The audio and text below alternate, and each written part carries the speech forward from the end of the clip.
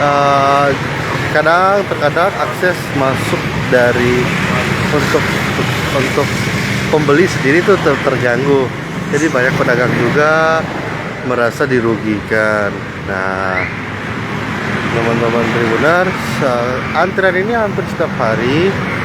Antrian seluruh SPBU hampir antri setiap hari di kawasan Pelaju Palembang ini, di Jalan Ahmad Yani. Nah, saya akan mencoba menanyakan perihal ini juga banyak yang terganggu aktivitas perdagangan. Ini banyak yang pedagang banyak terganggu. Kita akan coba tanya. Ini di sini. Ini di misal. Selamat sore, Mbak. Mbak, ini kan antrian nih setiap hari. Nah, ini terganggu nggak, Mbak, ya aktivitas? Terganggu banget, Kak. Karena kan kalau misalnya ada orang beli, mau masuk tuh jadi susah. Jadi susah ya. Oh, oke. Makasih, Mbak. Dan Mbak siapa, Mbak? Aku Iriana. Ah? Iriana.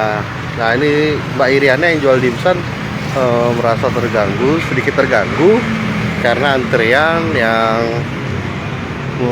kadang menutup jalan. Ini tempat penjualan banana. Selamat sore, Mbak.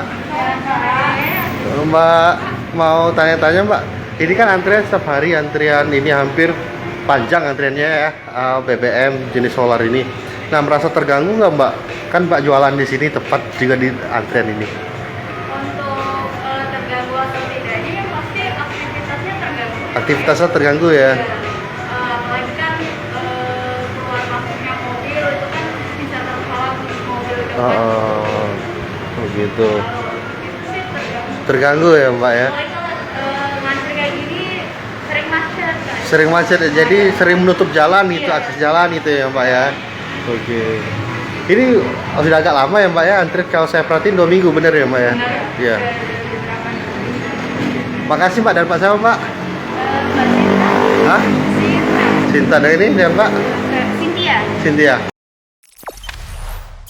Jangan lupa subscribe, share, komen, dan like ya.